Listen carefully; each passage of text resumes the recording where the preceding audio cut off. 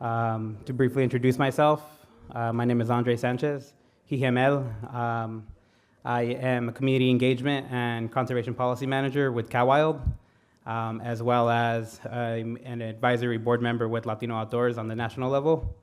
And I'm really glad and grateful to be here today, and really grateful to have the speakers who are going to be joining us. We're generally going to have the speakers go through the presentation. It'll be a short period for Q&A, and we will have some time at the end where we're going to have everyone come back up. And if you guys have any follow-up questions for the speakers as a whole, feel free to do that. I hope you make yourselves comfortable. And yeah, thank you for being here. To kind of start it off first, we have Rey León, who is the executive director for the LEAP Institute. He is an advisor with CARB, which is the California Air Resources Board, the Environmental Justice Advisory Council. And he is also the mayor of the city of Huron, which is an environmental justice community in the western part of Fresno County in the San Joaquin Valley. And also he wears a hat as a counselor with Save the Redwoods League. Rey has been organizing for public health and the community of Latinos and farm workers and prioritizing populations since 1994. With close to 20 years of experience in advancing air quality policy and environmental justice systems change, he continues to empower agrarian communities and advance innovative programs for economic, environmental, and climate justice. So with that, I am inviting Rey León, please. Everybody welcome Rey.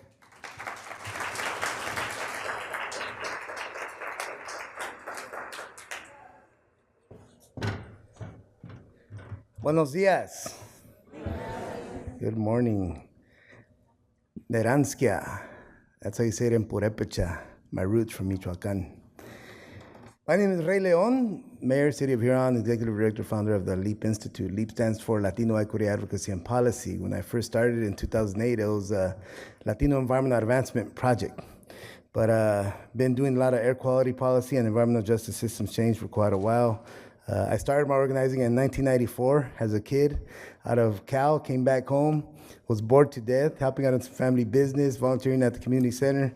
But I went to the clinic, I told the director, how can I help? And they gave me an internship to do a survey, participatory action research. And after that, they said, we don't got no more money, but we need a health fair. We haven't had one. I said, all right, I'll organize it. And that started me off. 1994, Huron, California, heart of the valley. Best tacos west of the Mississippi. Come on through. But so I've been organizing for quite a while. And in 2016, I came back to Huron with an idea to develop the first ever electric vehicle rural ride-sharing program, Green Raiteros. When I moved in with my pops in his late 70s. He's left us now, but I was able to spend those years close to him and my mother. And I moved back, and everybody started knocking on my door to run for mayor. And so I started thinking about it. I started thinking about the work I'd done prior as a consultant with the city, helped them get an EJ grant to do some planning and develop a list of projects to improve the safety on our state route, which is our main street. So I ended up running, won 76% of the vote. And so I've been continuing to do the work under the LEAP Institute, but also as mayor. Today I'm going to talk about one of those projects that isn't within the city boundaries, but does connect to the city and would have a huge impact on the life of our farm worker families. Huron is one of the 4 cities in the state of California identified as the poorest. Huron, mind you, is in Fresno County. Fresno County, twice in a row, has had the highest agricultural revenues in the state, which could be, I think, translated to in the nation, right? And around Huron, we grow. Within 15 miles radius of Huron, we grow, according to one of our local farmers, about 80% of the garlic. And I always like to say, well, if Gilroy is the garlic capital of the world, then we're the garlic capital of the galaxy. So there's working families, hardworking families. I'd like to say that farm workers are the hardest workers on the planet. Why? Who else is going to work on a daily basis, carrying the loads they got to carry? Laboring under that hot sun. We reached 115 this year, I think a couple of times, and it's not going to get any prettier. And that's why we're here today, right? Talking about how do we preserve the beauty that the Lord has provided us, and how do we do it in a way to have other impacts? Because if you're creating a solution, one solution to one problem, you're probably creating another problem. It should be at least 3 solutions coming out of the resolving of one problem, right? So my interest has always been my community. My father, a farm worker, undocumented, orphan, arriving to Huron in 1951, becoming a bracero farm worker in 57, and always reminding me, look, not telling me those are our people, but telling me that's me, you know. My dad ended up becoming a small business owner. All my older siblings grew up working in the fields. I was a lucky guy, like everybody's a year apart, me about 4 years apart, the last twinkle in the eye. I grew up helping out in the family business, in the restaurant. So I like to say that I've been serving my people my whole life, right? My mom was the best mentor I could have ever had, my best profesora. And so in the service of the people that are the most vulnerable, I think we have a huge opportunity right now. We're the most progressive state. We got that 30 by 30 plan, right? So I just want to set it up so that I could talk about the project. The project that I've been working on for the past, I think, 5 years. When I first became mayor, I came out here and spoke to I think it was the full conference talking about this idea. And so I'm gonna break down what it is and give an update on where we're at, and possibly, hopefully, on how some of you may be partners in moving it forward and getting it done. Back then, we didn't have the 30 by 30. You know, there's a lot that has changed in a short period of time, right? So the project is, if you guys want to go to your phone, go to the Google Maps, go to the Huron, California, and zoom in so you can see about 3,000 acres north of it. My brother here, he said, hey, where's your PowerPoint? I said, I am the PowerPoint. But everybody's got a smartphone. So, you know, you go in and you'll see the area, about 3,000 acres, that is 3,000 acres that have been put out of production forever. There's a creek that runs through north of Huron. That creek used to connect to Kings River. Kings River was the water coming down from the mountains that used to fill into Tulare Lake, the largest lake west of the Mississippi's at one point, until the damming and the farmers killed it. So when the canal got put in, the aqueduct, they put a levee. So they stopped that creek. It's called Arroyo Pasajero Creek. So it says creek twice, arroyo, then pasajero, then creek again. And so it stopped that water flow, that natural water flow, you know. And so ever since, it's been flooding. But even before, it would flood out. And right there, it crosses over the State Route 269 road. State Route 269 road, you guys will see it there. You'll see the canal, the aqueduct going this way, 269, and the 3,000 acres starting small and becoming a big rectangle on this side. That hasn't been used for production of crops for decades, maybe a century, right? Because it's always had that issue. And it would always close down the State Route 269, impacting the community's economy and threatening lives. If you're stuck during the storm on that point of that road, your car is staying, at least your car is staying. We got a picture of that. I'm sorry I didn't have a PowerPoint, because there's a lot of cool pictures, but I'm running for re-election right now, and I told brother, hey, I'm too busy, man. I'll show up. I got here like at midnight. But but in 1995, you know, this is a problem. Infrastructure and environmental justice, low-income communities, farm worker communities are always undermined, overlooked, and ignored in respect to infrastructure, and much more in respect to amenities, right? And so for me, these 3,000 acres represent all of that. If we could get these 3,000 acres and make a Huron Nature Conservancy, we could employ people. We could employ people.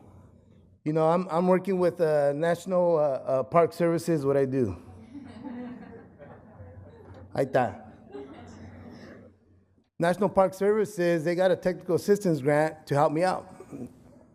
help out our project, working with West Hills Community College, right? The ideal for the 3,000 acres is to provide opportunities of employment. Economic justice community would fare well in having that, part of the jobscape, right? Our area is drought stricken. Now we got Sigma, it's a good thing. But if we're able to empower these 3,000 acres to further recharge the underground water aquifer, then there's some credits there. Some credits for some water that we could then use for the 300 trees I've already planted, 1 per 25 residents. I get a lot of rocks thrown at me because I'm planting trees during a drought. But we got a system in the city where we take the black water and process it to have Title 22 recycled water that could be used for trees.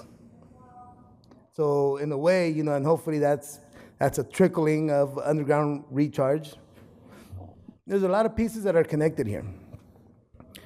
The other thing is that carbon sequestration. Currently, we have a lot of invasive species there. I thought they were pines, so I was calling it the Huron Pino Park early on.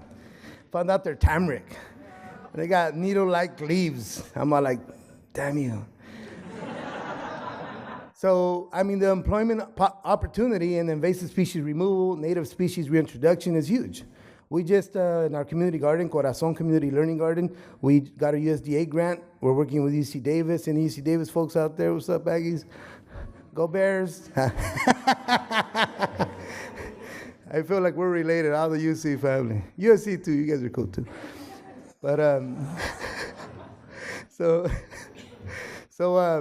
so we got a greenhouse now.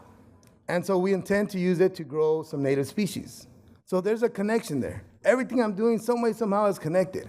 It's employing, it's doing environmental justice, it's doing climate justice. The green raiteros I mentioned earlier, those are electric vehicles. We're taking farm worker families to their medical appointments in Fresno, Visalia, Bakersfield, wherever they got to go. They say, well, we got a car. I got somebody to drive. Well, have them get certified, and we'll have them drive one of our cars so we could get that pollution off the road. Give me the miles, So you got to solve 3 problems with 1 solution, minimum. So the 3,000 acres, there's also some sensitive species. It's grown out to become a riparian refuge. I see some falcons there. I go out there and hang out, and I just trip out on them. It's pretty cool. The Swanson hawk comes around. We got burrowing owls. We got the spade-toed frog, which I never knew who that was. I'm sure I'd seen them in the past, but, it's probably the guy that comes into the yard, right? And so there's a lot of good things for kids to learn about. Outdoor Bioecolab, huge opportunity there. With West Hills Community College, I was talking, why don't you guys start up a ranger once we get this set up? Start a ranger program, and there'll be junior rangers taking care of that. Then we throw them out to Sequoia, Sierra, Kings Canyon, Lassen, wherever, because a lot of those folks are baby boomers and they're retiring. And in my opinion, there's just not enough brown up in that green. And I'd love to get Huron kids the opportunity to go out there and live a good life of breathing some good air and taking care of, our ancestors, working with our Native American brothers and sisters, which is what happens with the redwood, the league. Google it. Awesome news. So anyhow, 3,000 acres, huge opportunity. Problem is, Bureau of Reclamation, USBOR, under the Department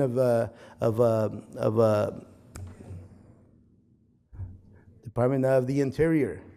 Now we got a Native American secretary, a woman. I'm very hopeful. I understand she's building a EJ infrastructure in there.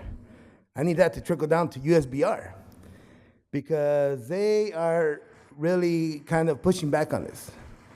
And that's why NPS can't support, because you don't want 2 siblings conflicting, right? But it's a huge opportunity to employ underground water recharge, carbon sequestration, recreation. I'm building a plaza, got the $5 million from Prop 68, and there's a trail that goes from the plaza using an old rail that's no longer there, and it connects to the Huron Hawk Nature Conservancy. That's a new name. Just made it up right now. Huge opportunity for the community. Diabetes is shooting out the roof. If we could make it, once again, cool, attractive, to take a walk, take a bike ride with a familia, that's what the plaza's about. And that's why I changed all the lightings to LED, and now all the lights work, right? After dinner, let's take a stroll to the plaza, see our compadre, your padrino, your aunt, your uncle, your grandma. Let's go, let's walk. Everything in Huron is walkable. It's like 1.5 miles from one end to the other. Beautiful town. It's just getting better. So there's huge opportunities with this type of project, and this type of project also, I'm sure, exists in other environmental justice communities, where it could uplift the economy of the local community, where it can uplift the morale of the youngsters, of the people, in understanding, the nature that surrounds them and their role in it. That can uplift a lot of our partner organizations that do this type of work, bringing them in, it's all positive. In the Valley Underground Water Recharge, that's huge. We're one of the first cities to do an ordinance on gray water, all new multi-unit and single family. Single family, gray water ready. Multi-unit needs to have full-fledged gray water system. We're one of the first. Huron, 7,600 population. Huron, the same city that has 30 electric vehicle chargers, which makes it the city in the country with the most EV chargers per capita. And I just got 4 more chargers, DC fast chargers. Now you can stop in Huron, charge up, eat some tacos, maybe in the future walk to the plaza, then take a stroll, take a bike ride to the Huron Hawk Nature Conservancy, read the signs, do some bird watching, and say, damn, I love this town. Huron, a small town, but a big heart. I invite you all for some tacos and a plática on environmental, economic, and climate justice. Gracias.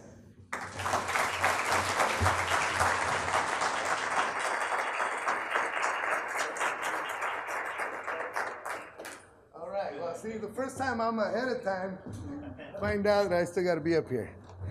But Q&A. Is that it? Okay.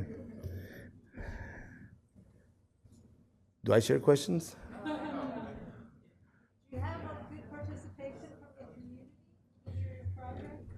I have a lot of supporters in the community, but this one, for the Huron Pino Nature Park, or I still call it Pino Huron Hawk Nature Conservancy, we haven't engaged the full community. Our intent is to open it up so that we could have a charrette and start designing. I got even a professor from USF and one from Cal Poly Pomona that are interested to participate once that process initiates. And we don't have any funding for it, or else we'd be walking the ground. And I mention it to folks, but with the lack of capacity and the amount of work that I already got to do, yeah. So So anybody want to identify, throw at me potential grants that we could apply to? We got a pretty good development officer, man. He gets down. Yes, sir. Kind of follow on the grant element. How else can folks help support the effort? Come and support the local economy. Eat as many tacos as you can. That's a good question. I think because we've been pretty overwhelmed, and we got like 19 projects right now, 19 grants and 9 projects. I've been trying to communicate with congressional folks, with the chair from the Natural Resources, the brother from Arizona, the Chicano, what's his name? Grijalva, yeah, with his staff. But, and also with the Environmental Justice Committee, the White House EJ Committee with Richard Moore. He's out of New Mexico as well, from Brooke. But I've been trying to work that angle because USBR needs to, kind of come to the table. The issue they got is the whole thing about the asbestos. Because there's an asbestos mine that is now what do you call it? A super fund. And they did a remediation all the way down through the creek. And so from the studies that have come up, because I've been working on this for a while, for the bridge, ultimately I got that bridge built when I became mayor. In 2005, I got the first 13 million. As mayor, the other 18. Now we got a bridge. It could flood, but it's all right, But when it flooded the time where it was strong, it killed 6 of our residents up on the I-5. That's a whole other story. Anyhow, they've done numerous studies, and when I was doing the advocacy for the bridge, I brought in ARB and Air District talking about, hey, well, this is the issue. Their concern is asbestos. They came back and said that it's not friable, therefore it's not so much of a concern. And the way I'm thinking it, maybe you guys could correct me, is if we have more shrubs, grasses, then we're talking about organic particulate matter mitigation, right? So I think that's where this has also more value. But in the most recent report commissioned by the Council of Governments in probably about 10 years ago, it talks about the opportunity for throughout that creek area, opportunity for recreation, including equestrian.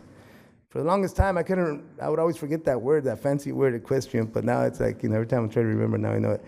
So that's what's going on right now. Does that answer the question? Okay. Any other questions? Ahorita que hay chance, huh? Oh, there's one over there. Talking about economic justice, have you thought about working with particular victims to ensure that these workers, as they get trained and move on and join agencies, have the right worker protections, can create also the job training programs kind of really train them kind of continue that pipeline and make sure that they're well-paid. Is there something like that for natural lands? Who's the union for the rangers? I don't know, but I see how you was a lot of state employees. No, because right now we have a workforce development grant, and we're doing solar.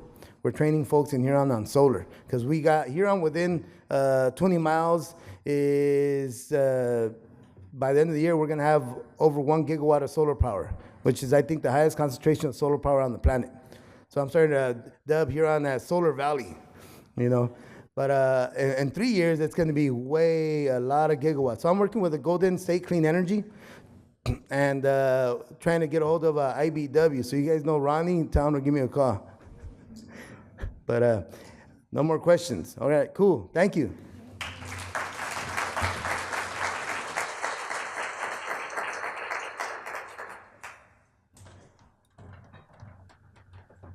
Thank you, Ray, and thank you everyone for listening. I've had the pleasure of working with Ray for a couple years now. Was fortunate enough to start collaborating with him on some of the work I was doing in the San Joaquin Valley myself. Again, I'm with CalWild, and we primarily focus on federal public lands issues, but I'm also with Latino Outdoors and trying to really just reach out to the communities in the San Joaquin Valley to try to reduce barriers and increase opportunities to get folks outside, and outside being, kind of open-ended. Sorry, I'm going to try to quickly undo this and get us going a little bit more. So next up, we have Jen Toy, who is with Test Pilot. She is... Test Plot, I'm sorry. Oh my God. Totally spoofed, and I need more caffeine, obviously. Thank you, Jen. And is also with USC, University of Southern California. Jen is a landscape architect and educator who has committed her career to participatory design. She leads an initiative in California called Test Plot. I got it that time. A hands-on living laboratory for community-based landscape. Through Test Plot, she brings together residents, students, scientists to reclaim degraded public spaces and teach regenerative and reciprocal practices. So thank you. If you want to come up, Jen.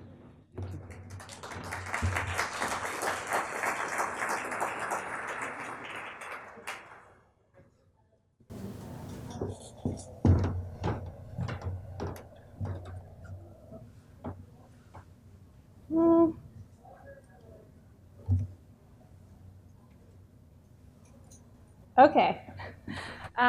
It's so great to be here. This is actually my first time at a CNPS conference, and I actually just learned about CNPS last year. So, but I feel like you're my people.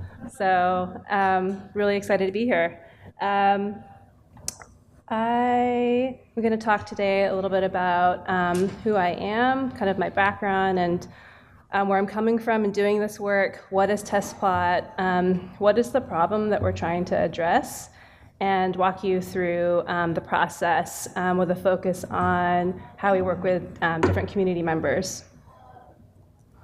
So I was raised here in the Bay Area. I didn't grow up in an outdoorsy or gardening family.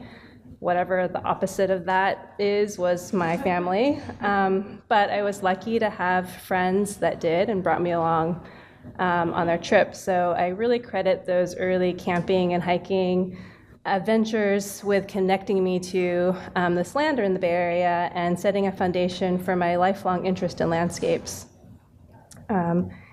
When I went to college on the East Coast, sorry, I'm trying to figure out how to use the notes here. When I went to college on the East Coast, I cried as a freshman, but not because I missed my parents, but because I missed California.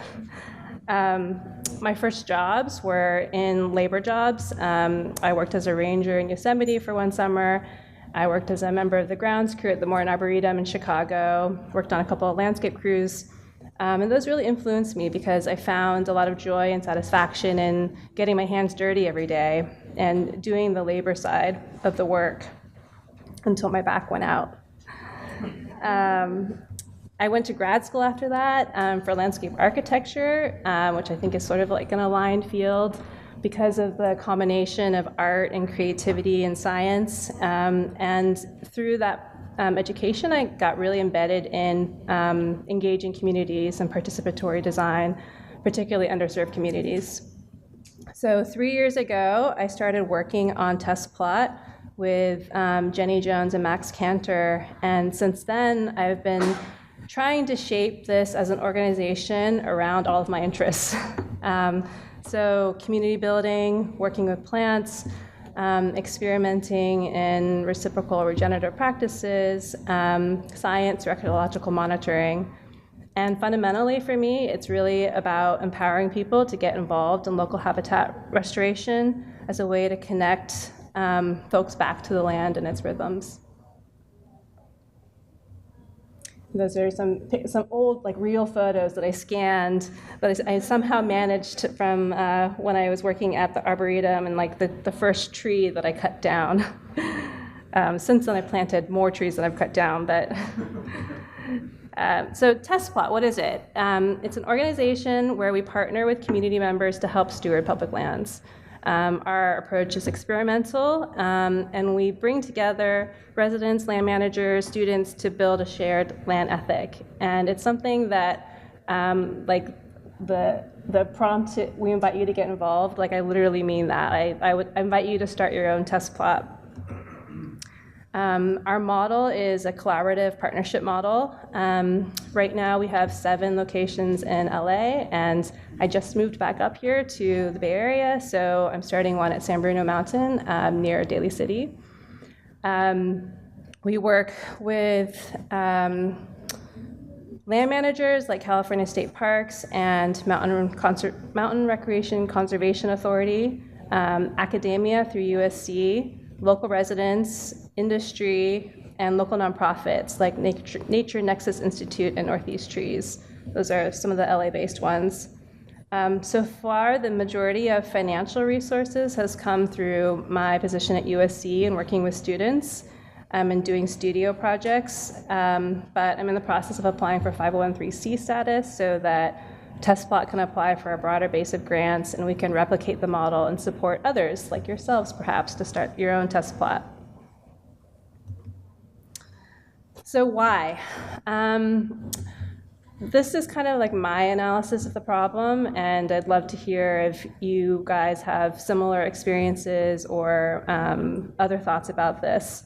For me, the first issue is that in our public sphere, the ongoing management of our parks and public spaces is rarely considered with equal attention to that of the initial design. Funding for maintenance is not sexy. The aesthetics of broken infrastructure, rampant invasives are, in fact, normalized in a lot of our urban parks in LA. Increasingly, the crises of climate change, fires, and floods siphon resources. So a lot of what we do in terms of management is about emergency fixes. At the same time, the general public's understanding of their local ecosystems remain poor due to a lot of complex factors. There's racist policies like historic redlining, which was a New Deal policy that denied mortgage loans to Black neighborhoods across America, and phenomena like the nature gap, where 70% of low-income communities across our country live in nature-deprived areas. The result is that we have poor ecological literacy, which is a fancy way of saying that many people are not connected to their local plants and animals. We don't see the land and water and plants as our relatives in a way that Indigenous people do. So with that, I'm going to talk a little bit about our process. In general, we spend 2 years on a plot. And I say this having done this for 2 years. The physical criteria are that the ecology is pretty thrashed and that there's also public access. One example in the bottom left picture is from Elysian Park, LA's oldest park, which the LA Times called a zombie forest because the eucalyptus, deodar, cedar, and Mexican fan palms that were planted in the early 1900s are dying. And as a result, quote, much of Elysian Park is slowly becoming a zombie forest of angular dead twigs silhouetted against blue sky and the downtown skyline, which kind of got cut off but is there, and you can see Dodger Stadium next to it in the background. And the social criteria is simply, are community members ready? Are there partnerships that we can form? Are there people with aligned interests in nature-based solutions who can help build a base of volunteers to do the work? So if both of the answer to these questions are yes, then we sign an MOU or a license agreement with the land manager. And for the most part, they have been very receptive to this kind of partnership. Oh, you want to help us? Yeah, sure. With a few exceptions, which we can talk about offline. So next, we start a process of site analysis, or another way of putting that is to simply use our powers of observation and documentation to listen to the land. To try and understand what it wants to be, and to spend a lot of time on site before we actually do anything. Since this presentation is really focused on the community stewardship side of things and how to get folks involved, I'm going to skip over the details of site preparation and our design approach, and save that for the Landscape Architecture Conference. This was,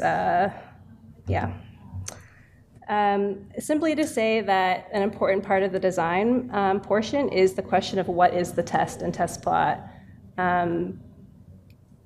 We always sort of ask an ecological question and then a social question, and those vary depending on the site and location and the community that we're working with. So I'll give you a few examples now of what I mean by that test question. Honestly, for our first test plot at Elysian, the questions were, what are the minimal inputs required to create a native ecology in a degraded urban park? And secondly, will people even show up? The site has 5 of these plots that you see in the picture, each about 800 square feet, so a total of 4,000 square feet. And the way that the project has evolved is that it's really an example of like DIY volunteerism. There are lots of young people living around Elysian Park that use it to exercise, to walk their dogs. And so people started seeing what we were doing, and we put up a sign with a QR code. We sent out volunteer days on Instagram, and people started signing up. Granted, this was also during the pandemic, so people were sort of like itching for a safe place to be together outdoors. Let's see. Since then, we've basically organized monthly training sessions, and volunteers have largely self-organized themselves into shifts via Google Sheets. So Dante and Anthony started coming because they live nearby, and now they are really super stewards for this plot. We asked them why they got involved and why they stay involved now going on a couple years. I'm going to see if I can read this. So Anthony, for us, we were looking for an outlet to be outside. We love our apartment, but it's tiny. So we were looking for people with like values who are interested in each other, in planting, in consideration of ecosystems. So, they've actually, Dante's actually thought about, he's a graphic designer, and through TestPlot, he's actually thought about he is taking classes in landscape architecture at the UCLA Extension Program now. So, pivoting his career, which is pretty cool. And, as you can tell from Anthony's words, I think it's really about that community of people that are meeting together every week and learning from each other. At Rio de Los Angeles State Park, we learned that the DIY volunteerism at Elysian wouldn't work. We started a volunteer base by building off of an existing group of grandmothers, the self-fashioned Abuelas del Rio, who take a morning walk and then do some light weeding and watering at the various habitat restoration gardens in the park. It's a really cool park if you guys haven't been there. Since none of them use Google Sheets, let alone an Instagram account, we realized that we had to set a fixed time and day each week for them to meet. In their case, Mondays at 9 a.m. So I think that this could work on its own with a small group of dedicated neighbors, friends, like the Abuelas do for weekly activities. But we've also found that we need Luis, who is the community engagement coordinator for California State Parks in the area. He's really the glue that connects everyone and is able to call them on their landlines to get them to come, and is able to also bring more people in for larger work days when more physical work is required than the Abuelas are capable of doing. I also realized that I didn't actually put a lot of pictures of the final test plot, so I'm going to take a page from Leo's playbook, Ray's playbook, and Mayor Ray, and tell you to Google testplot.info. And on our homepage, there's a bunch of images of the plots.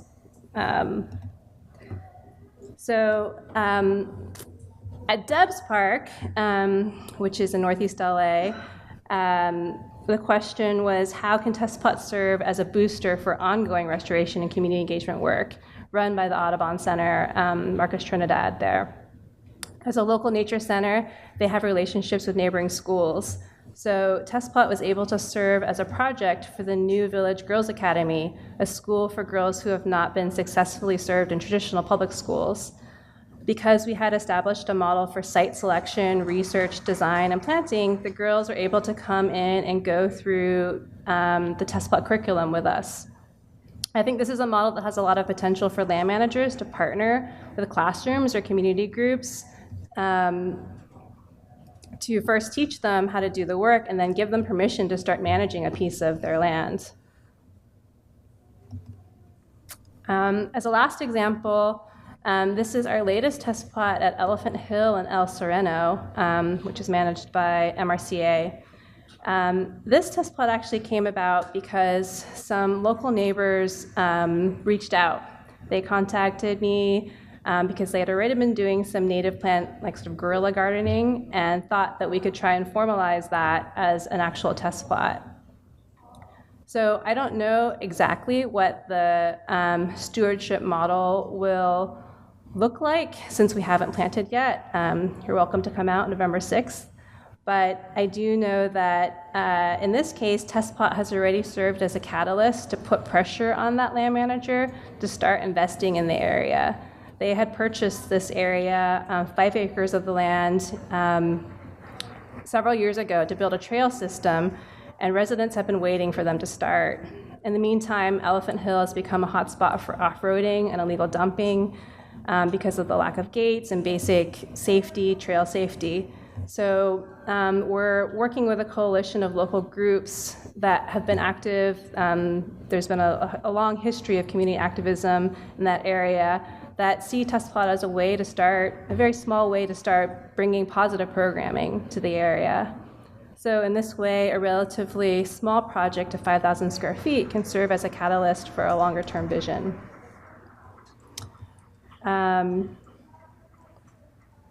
Do I have another minute? Yeah. Okay, all right. I think one of our speakers dropped out, so. I'm not going to talk about this either that much, but just to say the second year is really about monitoring, evaluation, adapting the maintenance that's required, and bringing in programs. For example, we hosted a really great native plant dye workshop to bring other folks into the mix that might not want to just pull weeds.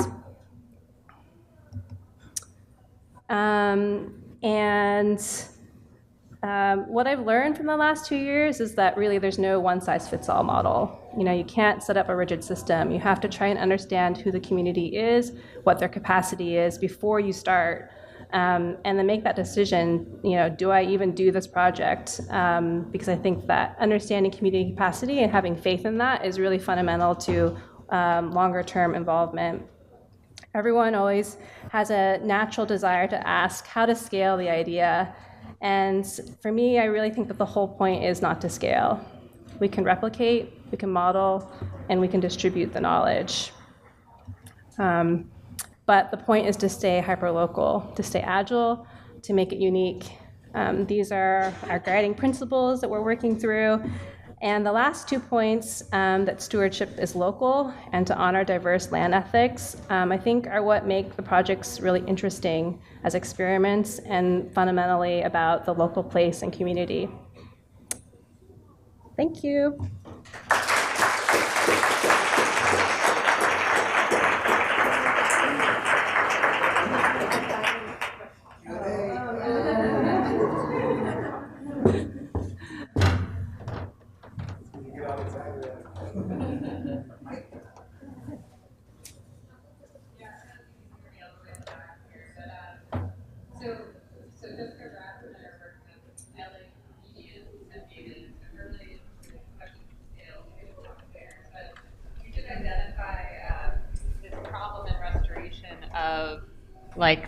There we go.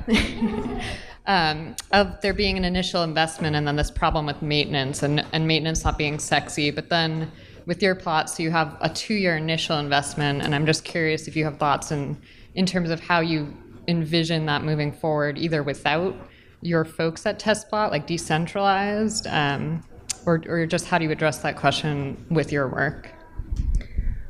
Well, yeah, I'm working on that. I think that one of the great opportunities that a habitat restoration project brings that's different from, let's say, like a community garden or like a food garden is that, after 2 years, the plants kind of should be self-sufficient. You shouldn't have to baby those plants anymore. If you've done the site prep, if you've done the right type of maintenance, then you should be able to sort of set it and forget it. That said, at Elysian, we started out with 4 plots, now we have 5 plots. Maybe we'll have a couple more. I think the idea is that in each site, things can grow and expand depending on the interest. People still want to go there. Dante and Anthony are still showing up every week. So other sites, it's okay. We've sort of restored this plot, and now it can be integrated into the larger landscape. That's what I've got so far. Any other questions? Oh.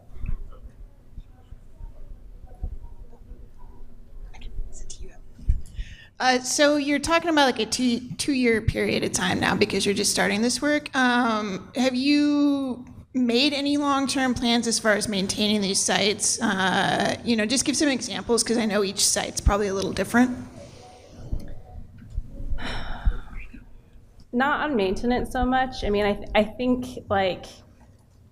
the idea, for example, of using the sites as, not traditional maintenance like pruning or weeding. We hope that the sites have been set up well enough that we don't have to do that anymore after 2 years.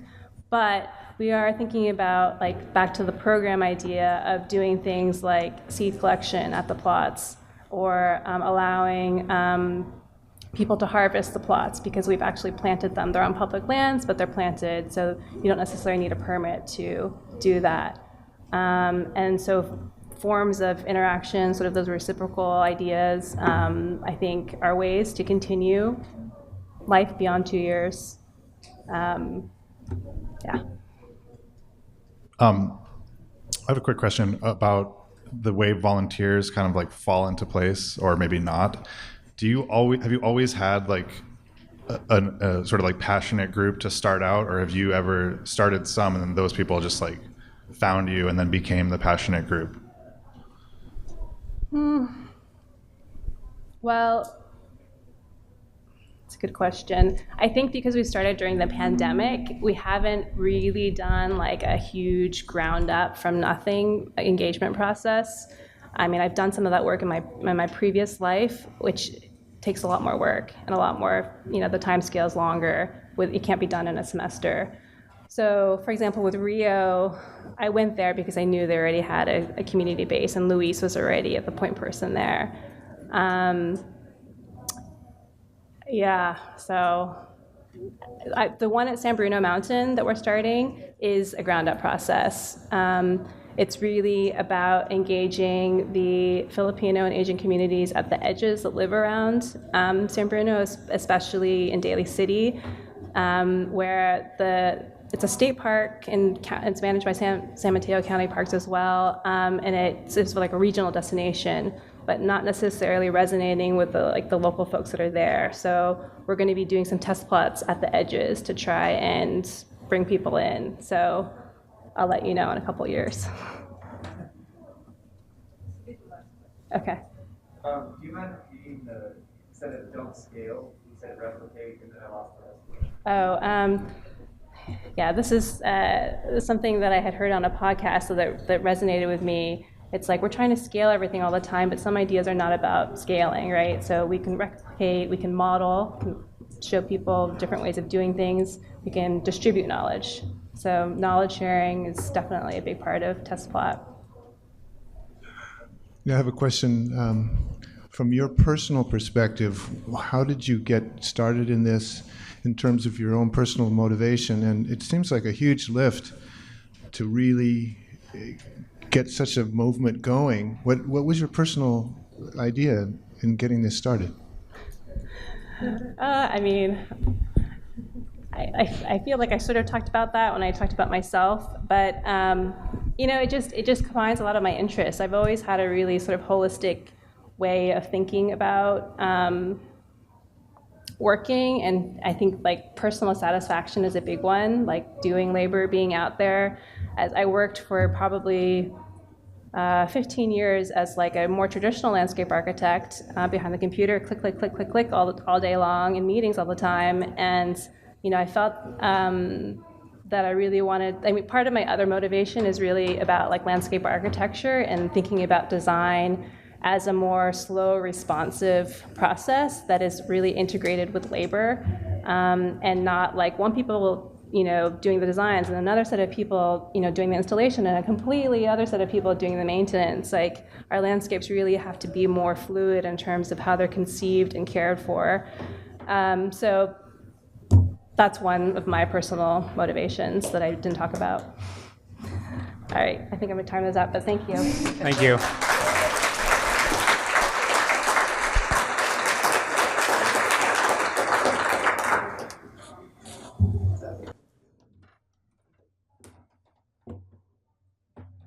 Thank you, Jen, and thank you for the questions. I love the idea of, or I guess the concept of like, you don't have to scale, like keep it hyperlocal, particularly for me, and I think how it really incorporates the element of the topic that we're here for today is inclusion and justice.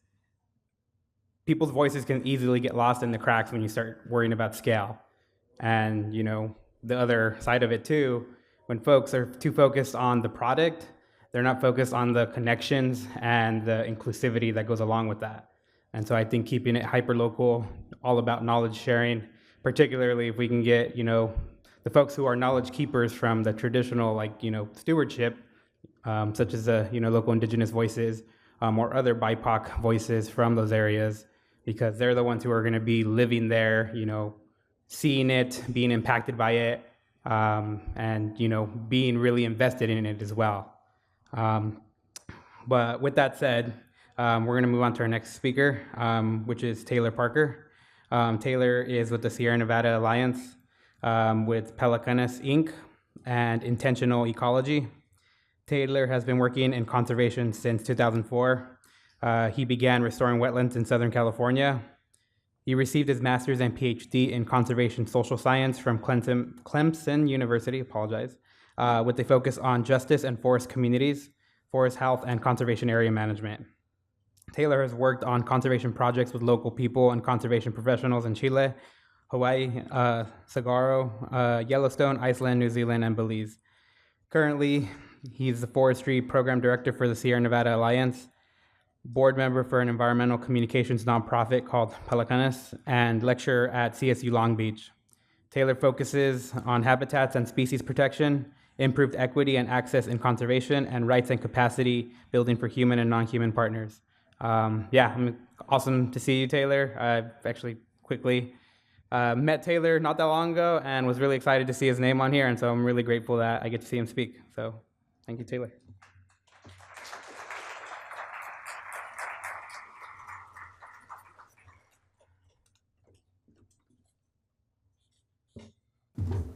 Oh, wow, there's a lot of people.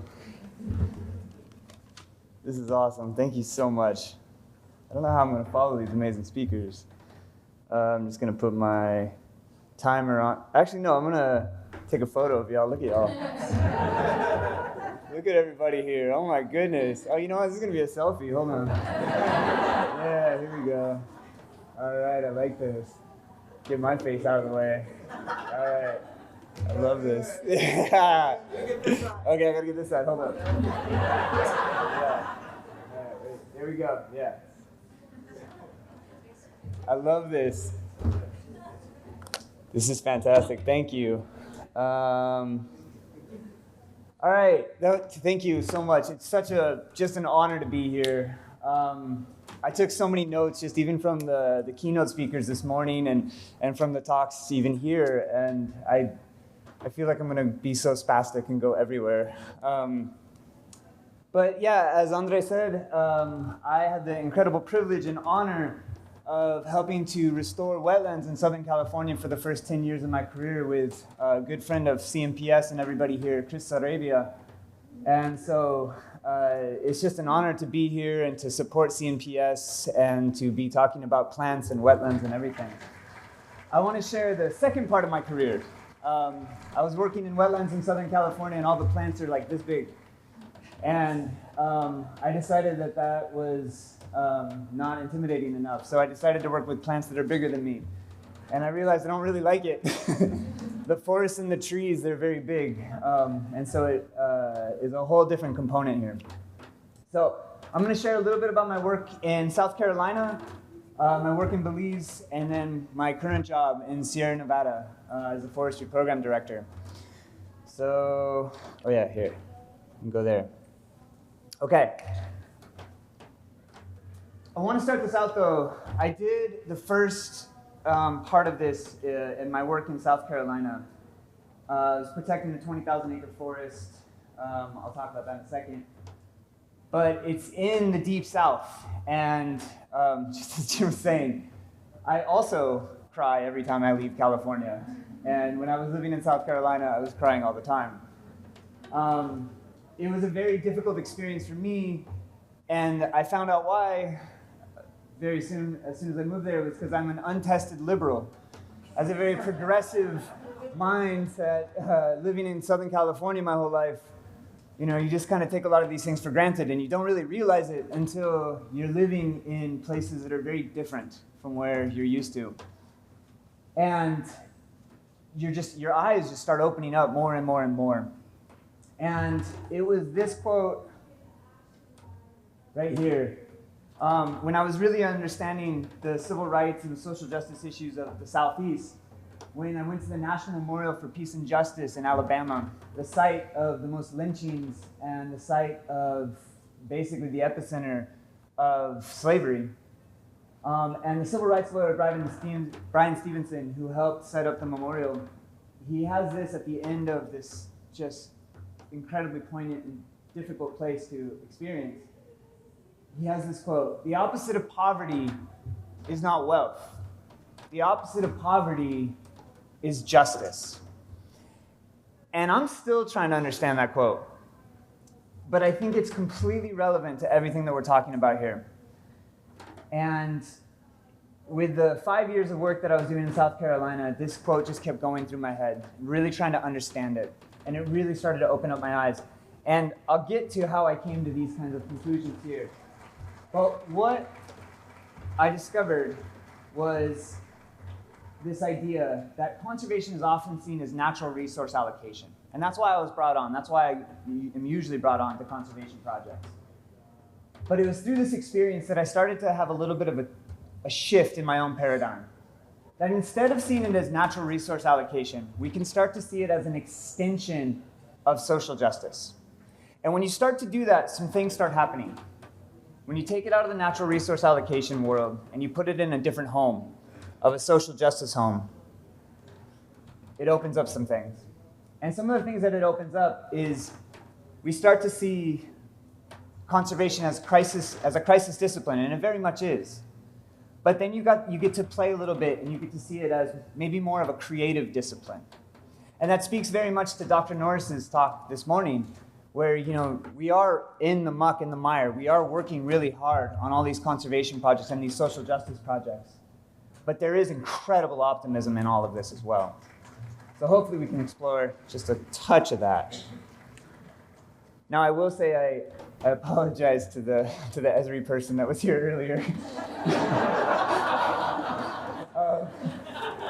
I do teach in the geography department at Cal State Long Beach, and so I try not to show them this slide. But this is my Microsoft Paint 1995. I'm just trying to show you some of the places that I worked in. So yeah, South Carolina, upstate South Carolina, Belize, and then Sierra Nevada, my current position here. So I was brought over because of my previous 10 years of work, working on habitat restoration. And I was given this PhD offer. I worked on 2 major forests, and they were having really big problems. The main problem is in the United States, I'm going to screw up the stat, but basically it's one of the most developed, currently developing places in the United States right now. They call it the Charlanta Corridor, Charlotte to Atlanta. In some places, it's actually developing 100, 150, 200% more than it has in the last couple of decades. So massive sprawl development. So they brought me over because they couldn't figure out how to save their forest. They had a 20,000 acre forest that they were making money on, but just barely. And that was it. That was the whole reason. They said, help us protect this forest. Help us keep this forest going. And yeah, this is the forest here. There's 10,000 acres here, 10,000 acres here, and Clemson University is right in the middle of it. If any of y'all know lakes a little bit, this is a very weird looking lake. It's actually a river that was dammed up, and so that river, that lake, is pushed all up into the forest as well. So really interesting, really interesting place. These are 2 of my major teachers, my major advisors through my project. Dr. Betty Baldwin, who, I don't want to say she taught me everything I know because it'd be a disservice to her. But she really guided me through my project and really slapped me around a lot. Every time I was like, I know what we're doing. She said, no, you don't. And then Dr. Drew Lanham, who his star is rising dramatically right now. He's an ornithologist, he's an ecologist, but he's becoming more and more well known for his autobiography called The Home Place. His experiences as a black man in the South as an ecologist. Really incredible stuff. So both these folks were guiding me through my process. And I am kind of a bit of a philosophy nerd. And so we decided to look at this forest and said, okay, let's take a step back. Let's look at this forest just outside of the economics. And so I decided to apply an object-oriented ontology perspective to it. I did look at a little bit more deep ecology, critical realism, a few of these other things. But then also, I believe it was Alexi this morning, who mentioned non-human personhood and the rights of nature. That was my absolute first thing that I failed on in this project. I tried to turn this forest into a non-human person, and they said no. So we'll explore some of the things I hopefully didn't fail at. All the photos in my presentation are mine except for this one. This is an incredible photo I just love by J. Henry Fair. This perfectly just exemplifies sprawl development to me. This is actually from South Carolina. Who took this photo. And you can just see the development just eating up the forest.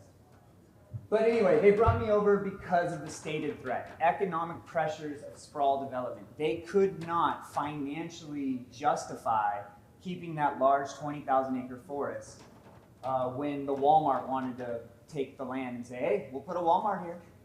When there was housing, they said, hey, we'll buy this land, we'll put some housing there for students. And they just couldn't figure it out. But because of our OO, our object-oriented ontology perspective, some of the other perspectives, we started to look at it a little bit differently.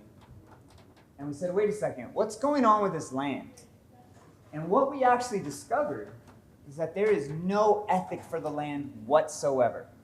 Just purely seen from the natural resource allocation, how do I make money on it? And when we started working with all different kinds of communities and partners in South Carolina, specifically around the Clemson area, but also larger throughout the whole Southeast, we realized that there are layers of meaning on this land. And it is absolutely important to understanding what this land is and what this land can be. And so when we really dug down into it, we recognized that there were a large variety of ecosystem services that we could tap into, and we ended up building a carbon sequestration market mechanism for them. I ended up developing a recreation model so they can make money off that way. But then I started talking to people, and we really started to explore how the land contributes to the identity of the people. And then I started looking into, wait a second, what's the history of this land and the history of the connection with the land and the people? And every single person, oh my goodness, 5 more minutes, okay. I started talking to some of the Cherokee folk, and they said I was the first person to ask them about their opinion on the land since the early 1800s. I started working with some of the ancestors of the enslaved peoples, and we examined that in a variety of different ways. I'm sorry, I talk way too much. I'm just gonna bypass this. This is crazy. All right. What we discovered actually, once I started changing my perspective a little bit and seeing it as not just natural resource allocation, but an extension of social justice, things started opening up, and I started to see that it was already there. And it's weird. In Georgia, there is a tree that a gentleman who owned the tree loved that tree so much that he gave it its own personhood. He gave it its own legal rights. In 1932, that's before all the people in the United States had their own rights. This is bananas. 2 hours away from my site, there's the Topper site.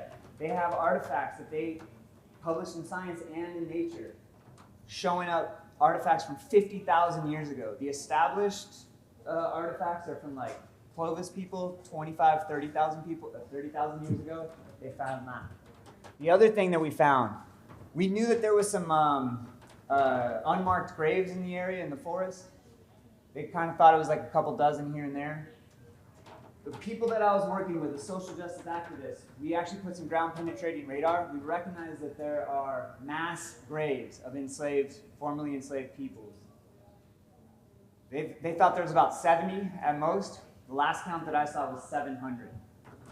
So these things started to open up a little bit more. This is one of those unmarked graves that we found. Man, I feel like I'm doing this as a disservice by going so fast. I decided to then take the scholarship and open it up to plants. I figured this is a plant conference. And we started to look at some of the endangered species on the forest because no one ever decided to look at it. So we opened it up and found some of these rare and endangered flowers here. So again, trying to learn from this, conservation can be more than just natural resource allocation. It can be an extension of social justice. And these are some of the things that I tried to pull from it from a scholarly perspective.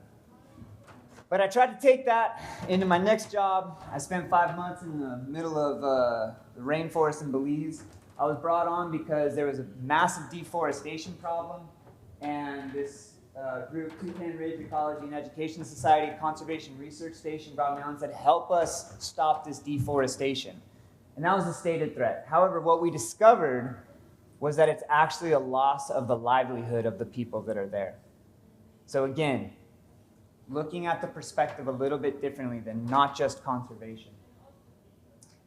It's a research station, so we look at all kinds of plants and animals and bats and all kinds of fun things. The people they're tied with the land. There's land and there's people, and then there's the land and the people. It's all the same thing. And it's been that way for a very, very long time. I was trying to learn from as many folks as I could, including the Mayan shamans, including all the local activists. And we decided to instead stop the deforestation by pushing against the deforestation. We started to build agroforestry projects, starting to plant the Inga edulis trees that the local communities could actually utilize. All right, and so these are some of the other things I learned. André brought up this idea of if you're trying to get to whatever your product is, we call this procedural justice. The process of trying to achieve justice can be as important as the actual product that you get to. And so it's that idea of working with these communities, using the language that they use. Don't use your language. Use the language that they use. Listen, work with these folks. Because it is personal. This is their livelihood. All right, I'll go through this stuff real fast. This is what I'm currently doing. I have 10 staff right now. We've got forest health projects throughout the Sierra Nevada. The whole reason I'm bringing it up, I've got a bunch of things in my forestry program. The main thing though, this is why I took the job. This purpose statement right here. When I saw that, I was like, yep, I want that job. Sierra Nevada Alliance exists to elevate and support Sierra ecosystems and communities. I spent the whole first year of my job here just calling everybody up and talking to André and being like, hey, tell me what you know. I want to know what you know. I want to know what you need. And one of the things that I learned, and I heard this from many people, the #1 export from the Sierra Nevada is the youth. People grow up there in these rural communities, and then they come to the Bay Area. They grow up there, and then they go to Los Angeles. They do not stay. And so one of the main projects that I have is this Sierra Core Forestry Fellowship Program, where I hire early career professionals that are interested in becoming forest project managers, and I put them through a 6-month or 11-month training program to help them become better forest project managers. We are currently funded by CAL FIRE and Tahoe Truckee Community Foundation. Our initial funding came from Sierra Nevada Conservancy because we need it. We do really amazing work. My forestry fellows are rock stars, every single one of them. Last year alone, just last year, we received $13.5 million just by training these people to do that work, to bring that money back to their communities. So I'm currently in the process of hiring 8 project managers per year for 4 years with this CAL FIRE funding. So that's the other reason I'm up here is if you know somebody that wants to be a forest project manager, please contact me. I want to put good people in the field from these communities doing this work. We pay a good wage. I give them a good stipend, and we really try to help out these communities. All right, so just like these fierce warrior princesses, I hope that we can all have the courage to work well within our communities and fight for the things that we need to fight for. Thank you.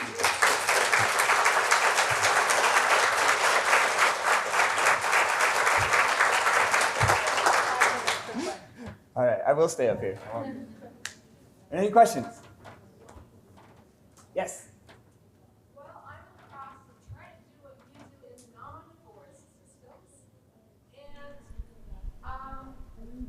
And I'm inspired by listening to all these people. Well, I don't think I need this. you know, don't need to hear me that loud. Inspired by all these people who have similar vision, I'm hoping at some point in time we can all get together and brainstorm how to do exactly what you're doing in meadow systems, in California prairie systems, in oak woodlands. All of these things that aren't forests aren't necessarily seen as the economic thing that has been mismanaged for so long, but require the same kind of concentration and attention and apprenticeships for people to learn how to become reconnected with the land, make wise decisions as they walk through the land on stewardship, and then just take that knowledge and go off and start their own little building. Exactly. How do we find those experts? Yeah, drink a lot of coffee. That's all I do. No, I appreciate that because it's each one teach one, and we're all trying to, raise each other up. And I will say something that, we're working in meadows, we're working in forests, we're working in urban areas. Everything, I bring this up to my students every time, at the beginning of every semester. I ask them, why are you in this class? I teach in international environmental issues. I say, why are you in this class? And it's never not been this case. This is wild, you guys. Every single student that I've ever had has told me, my entire life, I've been told the environment is terrible. There's nothing you can do about it. It's completely your fault. Imagine that. Just your entire life being told all those things, and now you're going, cool, great, I can't wait to go forward. And it's these kinds of programs, I believe, it's these kinds of programs that can get us working and getting us changing that little bit of perspective and seeing it through that social justice and creative discipline kind of idea. So yeah, thank you. Yes? So, looking at your map of your size of reach in California, that's a huge map for 10 people. Yeah. How do you, what are you doing? How are you doing that? Is it community support? Is it local, where is that coming from? Yeah, that's a good question. So I have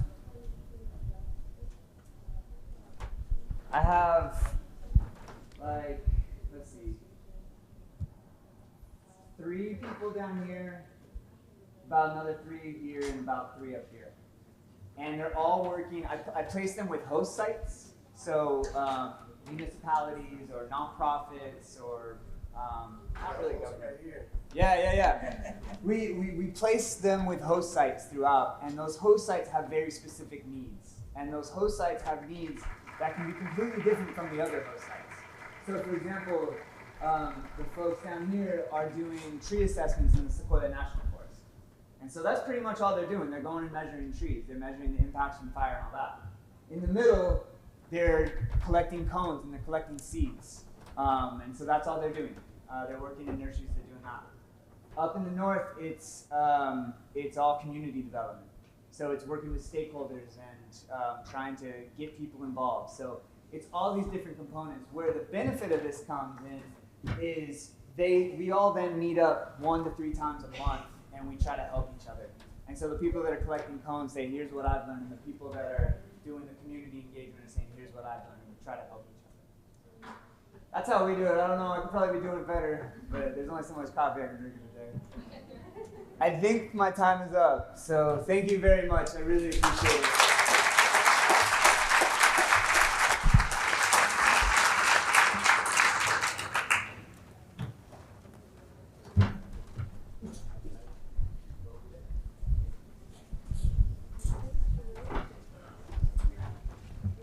We're not done yet. I see people walking out. Have a good one. Thanks, guys. So yeah, we have, I don't know, 3 people. I was going to use a different word, but 3 speakers for this next.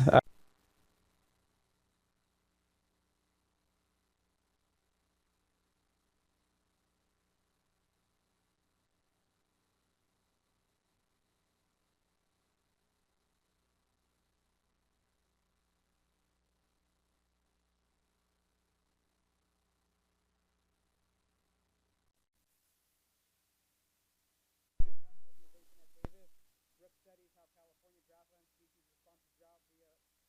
married. Alana studies conservation genetics in desert fish. And Becca studies plant pollinator interactions and surfacing grasslands. And I love all of them, but I said opposite of fish because I love aquatic things and whatnot. Thank you all three. And I will bring you the up. There you go. All right, cool. You guys have the mic again. All right, go Aggies. Do we go here? Okay. All right. Being a fish person, I realize I'm a little out of my depths here. But I'm really happy to be here and talk to you all. My name's Alana. Before we get going, something that I wanted to kind of bring up is, and something that I read in a paper, is that restoration is the science of applied optimism. And that's, I think, what I've gotten a lot from this session today. Changing the mindset of conservation from a crisis discipline to a creative discipline. And that's something that I think our group tries to embody wholeheartedly. So we are 3 leaders of Hands on the Land, which is a graduate student-run organization at UC Davis. And before we move on, I also wanted to point out that one of our leaders did this beautiful art and t-shirt design as well. And so our group broadly tries to facilitate connection between people, person to person, but also persons to the land.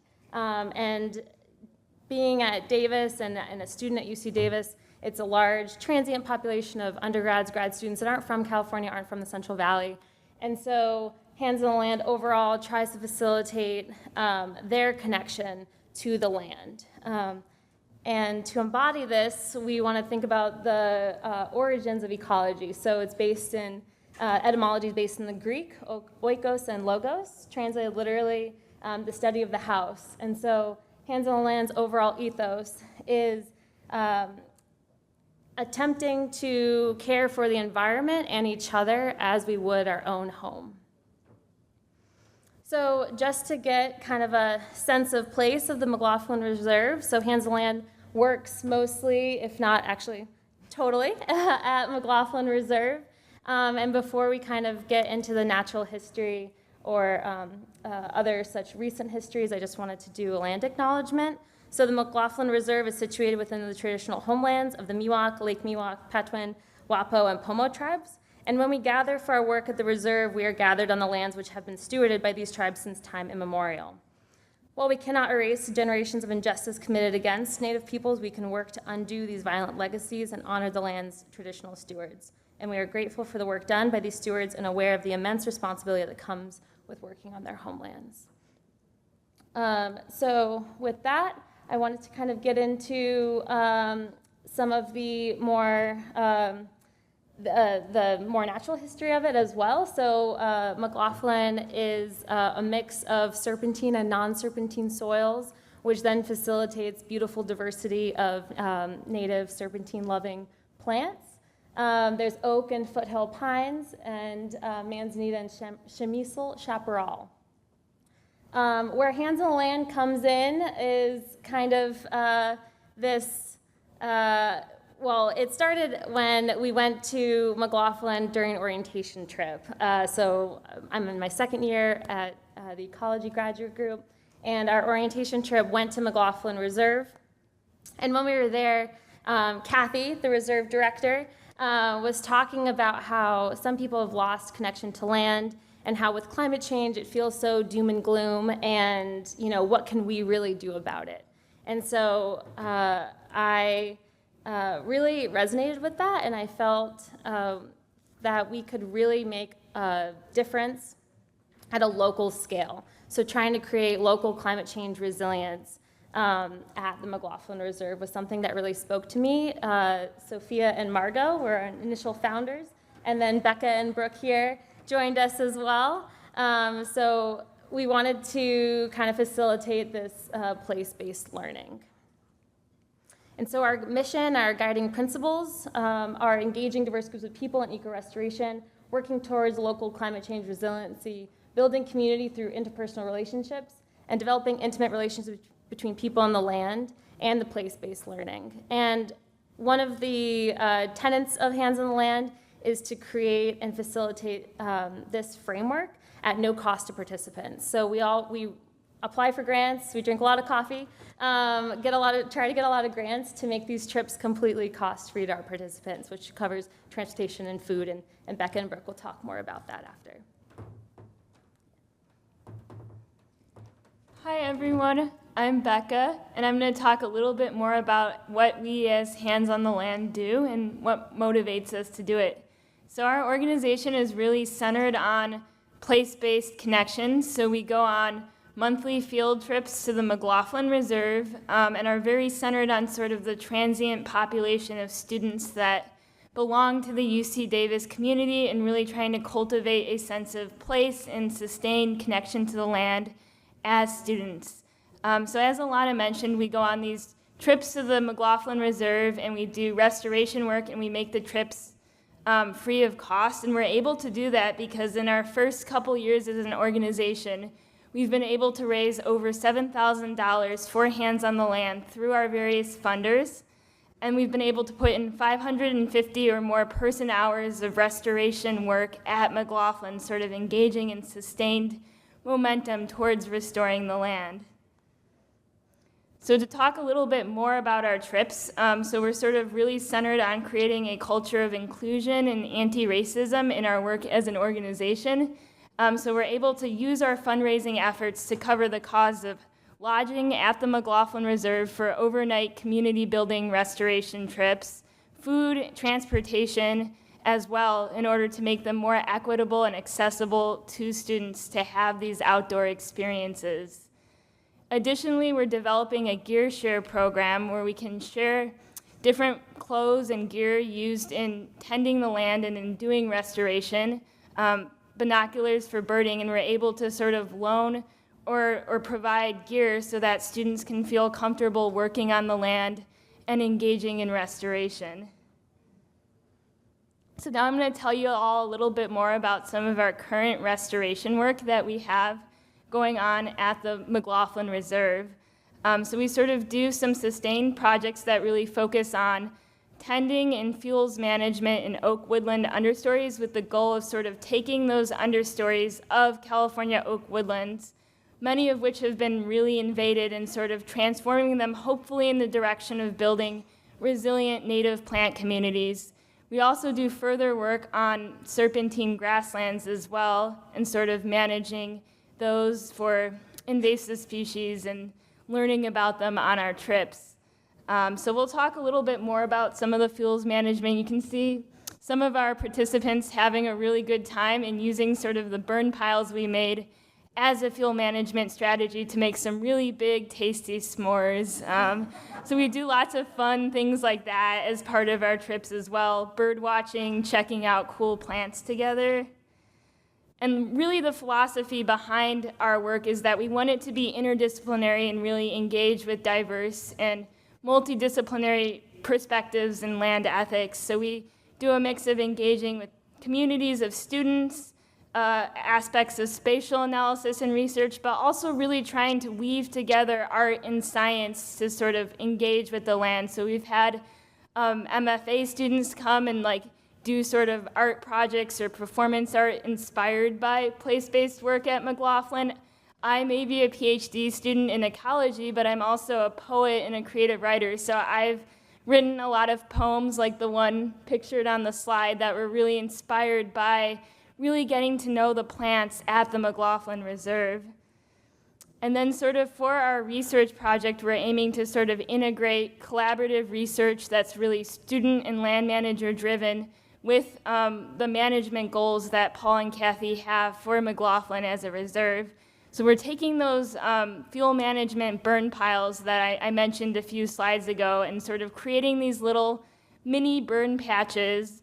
And we're designing a collaborative restoration experiment where we compare the burn patches to sort of unburned areas that mostly have invasive species in them as a control. And our goal this fall is to put in a few different seed mixes from native plants sourced from the reserve in terms of where we get the seeds, and have each seed mix represent a different land management goal or priority So the three that we've identified as being sort of focal goals for land management and science are introducing pollinator-friendly native California plants into some of these burn patches, having another seed mix treatment that includes California native plants that are resistant to invasive species, and then for our third management treatment we're doing in this experiment, having climate-resilient native plants that can be very good responders to drought in order to sort of build these resilient ecosystems with our restoration work. Awesome, and I'll now turn it over to Brooke, who will talk a little bit more about that. Oh yeah, clap for Becca, go for it. Yeah. Wonderful. So I'm just going to talk a little bit about a manuscript that we recently submitted to Restoration Ecology that is calling for what we think needs to change in restoration ecology. And this is not something that's new. Many people have been doing this for a long time. We just wanted to echo that call as much as we can.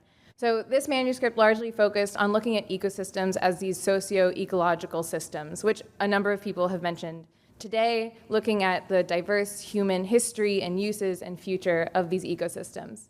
We also are calling for more of an incorporated functional trait framework into restoration, which is what we're trying to do with this research project, and then also trying to infuse a cultural functional framework into that restoration planning. We also call for an increase in these resilience frameworks. I'm overusing the word frameworks. I just want you to know that I realize that. But basically, this is following Kathy and Paul's ethos of their work at McLaughlin, where they have done over 20 years of restoration in some of these areas. And what's resulted are these super resilient, native, diverse, often serpentine grasslands. And that's come from repeated effort from them over a long period of time. And so that's exemplified in these serpentine grasslands, and you can look conversely at a wetland, perhaps, and filled with perennial pepperweed that might receive 1 to 4 years of attention, with the first couple years being spraying, and then the second couple years being planting, and then it's usually a hands-off approach from there, and that does not result in a robust native community. This is exemplified by this map that was also completed by our Margot Flynn. If you see anything that's graphic on our presentation that you enjoy, Margot probably made it. So this map on the left is a map of effort over 10 years, with the darker shades of gray being more effort, upwards of 10 years of repeated visits. And the lighter gray is more like 0 to 1 years of effort. And then on the right, the different colors correspond to the amount of native vegetation. So green is nearly 100% native vegetation. Yellow is a mix of, or is native dominated with patches of invasive species. And then red is dense non-native vegetation. And what you can see is that the dark gray areas largely correspond to the green areas. And so what this is showing is that long-term frequent effort to a place results in the most resilient, native, diverse ecosystems. But that comes with a caveat that they need routine upkeep, but that goes down with time. So with all of this, given that some people have lost a connection to the landscape and that restoration can be limited only to a few people, but should be accessible to all people, and that the best restoration comes from long-term and frequent visits, we are echoing this paradigm shift that people are calling for, just reviewing our view of restoration ecology, that it needs to include more people, it needs to facilitate access to restoration and getting to know your local landscapes, it needs to be long-term, and it needs to be frequent. If you were like me in high school, maybe you got shuttled around to different ecosystems to pull weeds for 3 hours, and then you left, never to return again. I don't really remember anything about those ecosystems. Maybe a little bit, but what we're trying to do is create that long-term connection where you learn more about the place you're in, the more you're there. So looking ahead to the future, here are some of the things that we want to do. We're looking to create more local community events in addition to our monthly trips. We want to facilitate more research projects for all different types of students or community members. We are going to expand our gear share program and look at different donors that could help us do that. We're curious about how we can approach co-management effectively. This is not something I want to say I don't want to say this flippantly or casually. This is something that we want to approach with a lot of care. The tribal communities in Lake County are robust. There's an existing network that is there, and we are pretty much new to the area largely as an organization. So we are taking our time and trying to do that as thoughtfully as possible. We also are expanding our outdoor education program. We're currently about to work with Lake County schools, education, or K through 5 education. Oh, there's my timer. And we want to expand interdisciplinary involvement for students. If there's a way that a student or a community member wants to connect to McLaughlin, we want to make that happen. And then finally, beyond. So not necessarily scaling up, but sharing and disseminating information and potentially replicating with modifications as places need. So in summary, we have this immense challenge ahead of us. Land managers are limited in their positive impact on the landscape. Many people are disconnected from the land that they live in. They don't know what they're looking at. And brief restoration timelines don't work for long-term outcomes. And so because of that, we are calling for and echoing this paradigm shift in restoration ecology. We want to thank, oh, they're already clapping for us. We want to thank all of these people and different funding sources, and I want to thank you all for listening to us. And with that, we will take questions.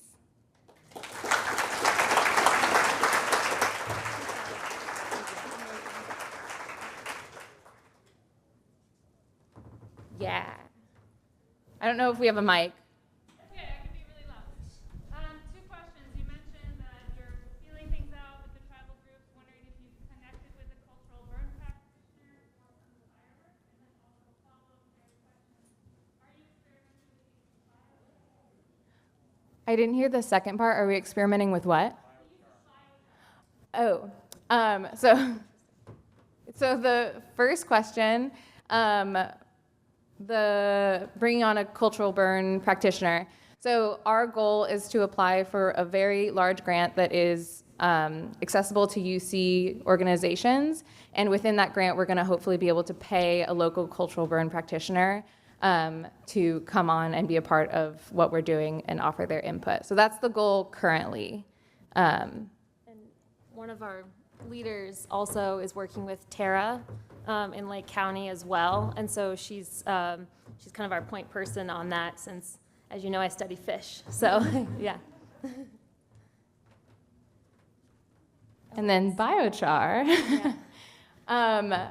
We are not doing anything particularly experimental with biochar, but we just leave the burn piles as is, and then we're going to seed them in the fall. So we haven't done anything particularly rigorous with that.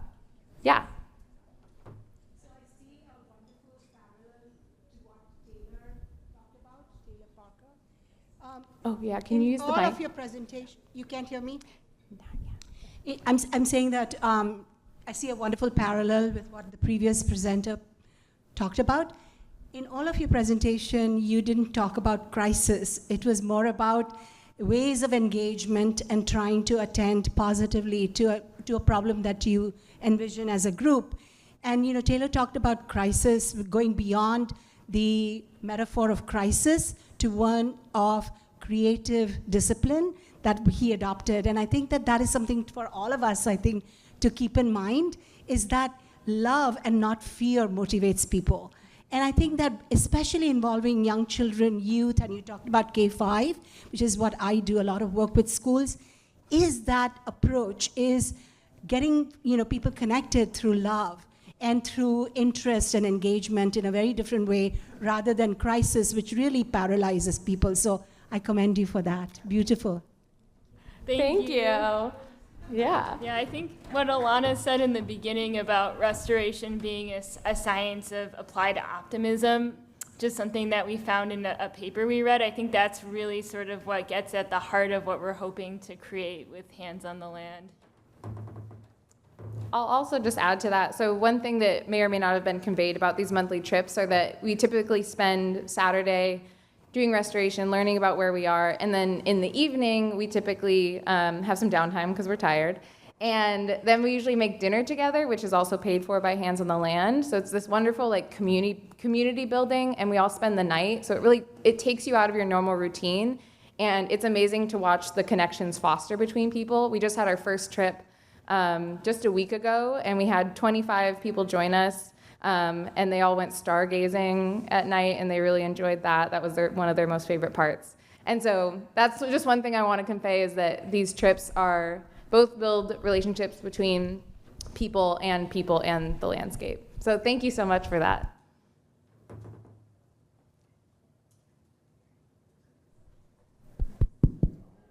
Okay, and with that, I think we're gonna have questions individually with them in the back if you want or something, but I'm gonna walk up, I'm gonna formally end the session, and thank you guys. Thank you.